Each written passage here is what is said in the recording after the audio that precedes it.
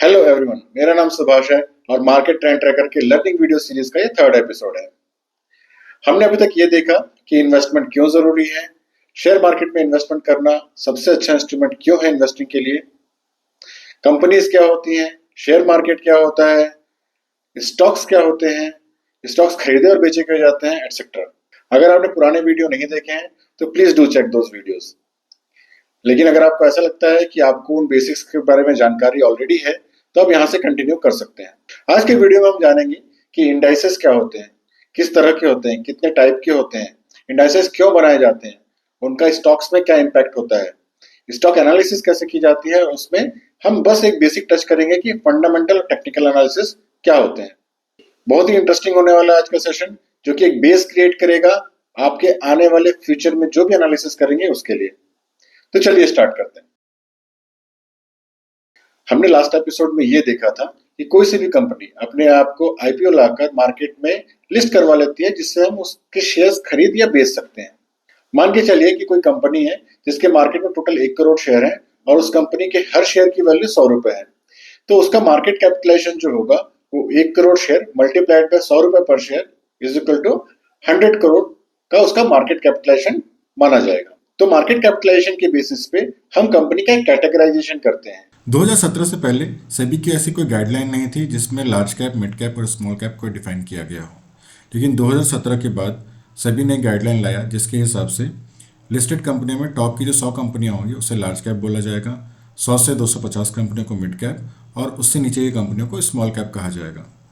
अगर इसे हम मार्केट कैपिटलाइजेशन के हिसाब से कन्वर्ट करके देखने की कोशिश करें, जो टॉप की 100 कंपनियां होती हैं उनका मार्केट कैपिटलाइजेशन 1 लाख करोड़ के ऊपर दिखाई देता है। जो 100 से 250 कंपनियां हैं जिसे मिड कैप कहा जाता है, उनका मार्केट कैपिटलाइजेशन लगभग 30,000 करोड़ से 1 लाख करोड़ के बीच दिखाई देता है। तो अगर हम देखें तो 250 से लेकर टॉप की 1,000 कंपनियां जो हैं उनका मार्केट कैपिटलाइजेशन 2,500 करोड़ से लेकर 30,000 करोड़ के बीच में दिखाई देता है, जिसे हम स्मॉल कैप बोल सकते हैं। अब हमने एक कैटेगराइजेशन कर दिया। अब इस कैटेगराइजेशन के अंदर हम अगर कंपनियों को ले लें और उसके एक इंडाइस फॉर्म कर दें, उसे हम इंडाइस या सूचकांक बोलेंगे। जैसे कि लार्ज कैप की जो कंपनियां हैं, जो 1 लाख करोड़ के ऊपर की कंपनियां, उससे हम एक साथ रख दें तो वो लार्ज कैप इंडाइस हो गया। मिड कैप की कंपनियों को अगर हमने एक साथ रख दिया तो मिड कैप इंडाइस हो गया। और सिमिलरली फॉर स्मॉल कैप और माइक्रो कैप। अब उसमें भी आप ये कर सकते हैं कि mid cap 50, mid cap 100, similarly small cap 50, small cap 100, ये सारे इंडाइसेस होते हैं, उसे आप देख सकते हैं। आई होप आपको इतना क्लियर हो गया होगा। ये कैटेगराइजेशन हमने किया या इंडाइसेस हमने बनाया मार्केट के कैपिटलाइजेशन में, हर कंपनी का मार्केट कैपिटलाइजेशन के हिसाब से। एनएससी में आपने निफ्टी 50 सुना होगा और बीएससी में आपने सेंसेक्स 30 सुना होगा। निफ्टी 50 जो होता है वो एनएससी के टॉप 50 स्टॉक्स को लेकर बनाया हुआ इंडाइस है।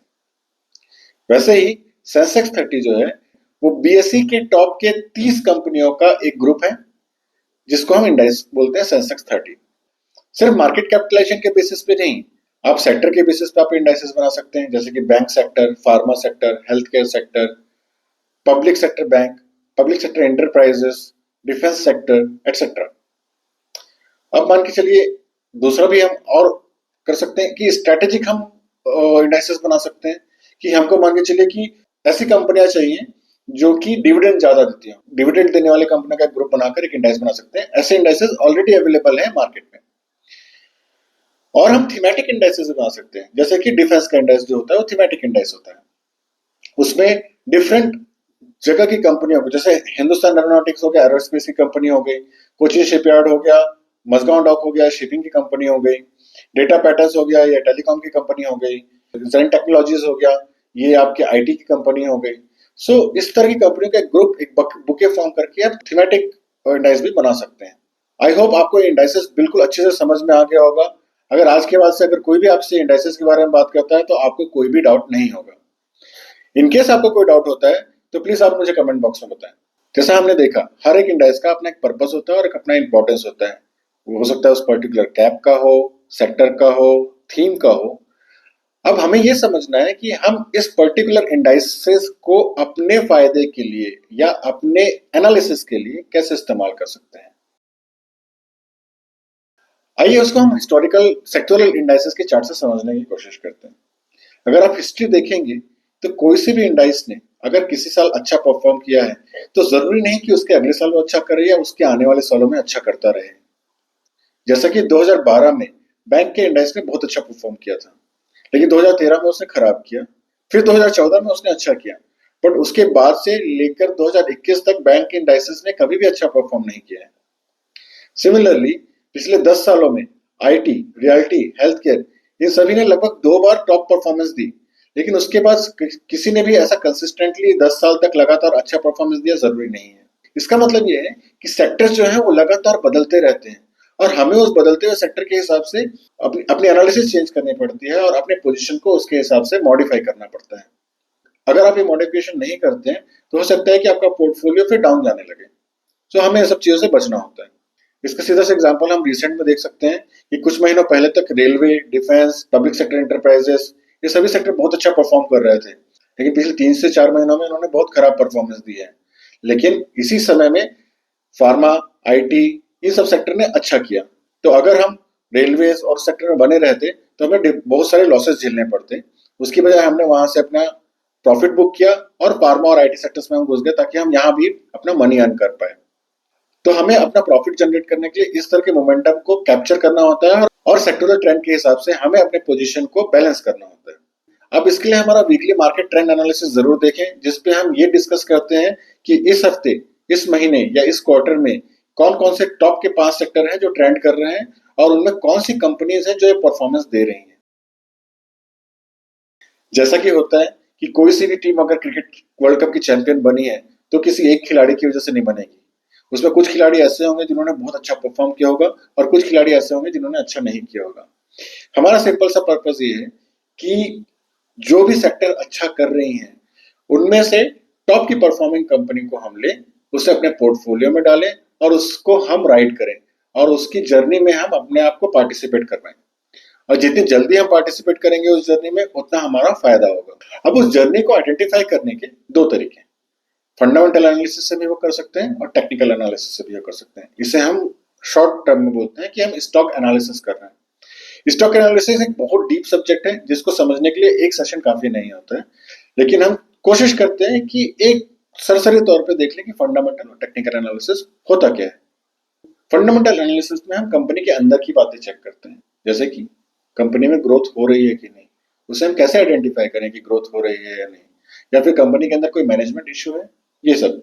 जैसे कि किसी कंपनी के अंदर पिछले 3 से 4 सालों में कोई सी भी सेल्स ग्रोथ अगर नहीं हुई है और उसका खर्च भले ही कांस्टेंट बना हुआ है because of the depreciation and other parameters और कंपटीशन की वजह से वो मार्केट शेयर भी नहीं गेन कर पा रही है, तो उसकी वजह से मार्केट उसको डिस्काउंट करना शुरू कर देगा और उस शेयर के प्राइस गिरने लगेंगे।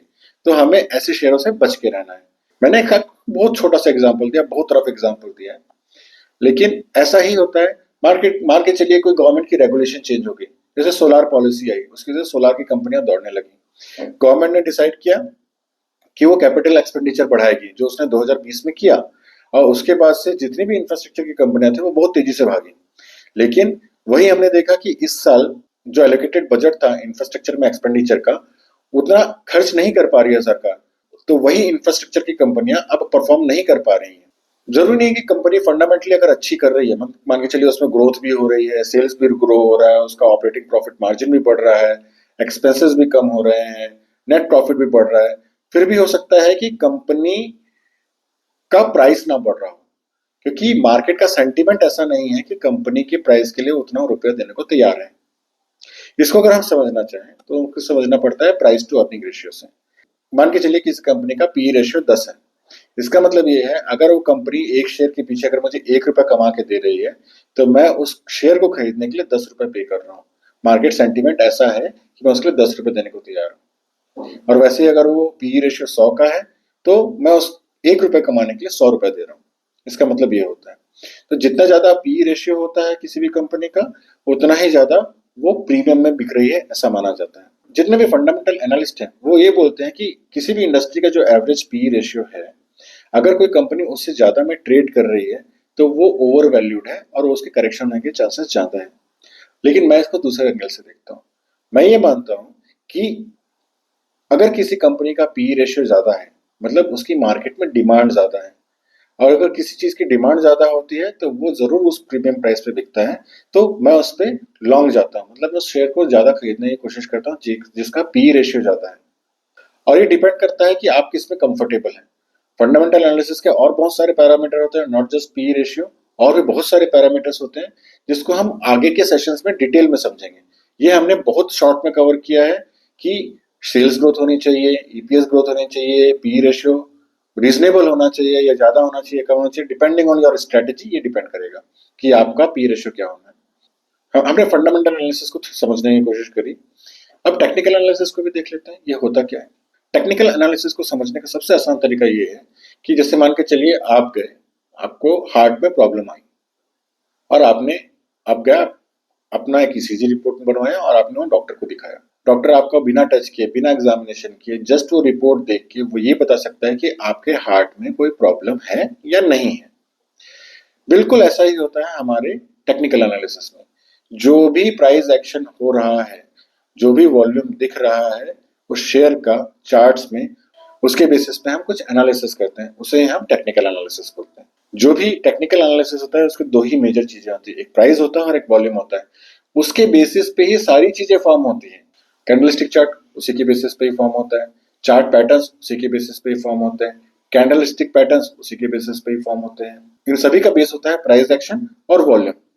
फॉर एग्जाम्पल, अगर मान के चलिए कोई शेयर के प्राइस लगातार बढ़ रहे हैं और साथ ही साथ उसमें वॉल्यूम भी दिख रहा है कि हाँ रोज इतने सारे ट्रेड हो रहे हैं, इसका मतलब ये हुआ कि शेयर में बहुत स्ट्रेंथ है और बहुत सारे लोग उसे चाहते हैं, उसकी डिमांड ज्यादा है, तो शेयर का प्राइस बढ़ेगा। लेकिन अगर वही शेयर का प्राइस बढ़ता हुआ दिख रहा है लेकिन नीचे डिमांड बहुत कम है, वॉल्यूम बहुत कम है, तो आपका शेयर का प्राइस आगे जाके गिर सकता है। उसका एनालिसिस ये बोलता है टेक्निक। हम आने वाले दिनों में टेक्निकल एनालिसिस को बहुत डिटेल में समझेंगे। हर एक सेशन बहुत लंबा हो सकता है उसका, क्योंकि टेक्निकल एनालिसिस होता तो आसान है लेकिन उसको समझ पाना और उसको इम्प्लीमेंट कर पाने में बहुत दिक्कतें आती हैं। तो हम उसको डिटेल में पर्टिकुलर सेशंस में देखेंगे वन बाय वन। तो चलिए आज के लिए इतना ही। अगले सेशन में हम ये देखेंगे कि कंपनी का फंडामेंटल एनालिसिस क्या होता है, कितने तरह से किया जाता है। हम उसमें कंपनी एनालिसिस करने जाएंगे कि हम कंपनी के अंदर क्या क्या पैरामीटर्स देखें, जैसे कि हम ये डिसाइड कर पाए कि कंपनी आगे ग्रो करेगी या नहीं। अगर कंपनी आगे ग्रो नहीं करेगी तो हम ये डिसाइड कर लेंगे कि यार इसमें इन्वेस्ट नहीं कर सकते। अगर कंपनी ग्रो करने वाली है, हमको ऐसा लगता है कि कंपनी ग्रो करेगी डिपेंडिंग ऑन आवर एनालिसिस, तो हम उस कंपनी में इन्वेस्ट करने के लिए रेडी रहेंगे। आपको ये सेशन कैसा लगा जरूर कमेंट बॉक्स में बताएं, and don't forget to hit like, subscribe and share buttons, it means a lot to us. और हाँ, आप हमारा वीकली मार्केट ट्रेंड एनालिसिस का वीडियोस रेगुलरली देखिए। मार्केट रिवर्सल दे चुका है, मार्केट अप ट्रेंड को अटेम्प्ट कर रहा है, रैली अटेम्प्ट कर रहा है, और ये बिल्कुल सही समय है कुछ नए पोजीशंस बनाने का, जो कि आपको बहुत अच्छे रिवॉर्ड दे सकते हैं आने वाले दिनों में। Thank you for watching till the end. See you in next video.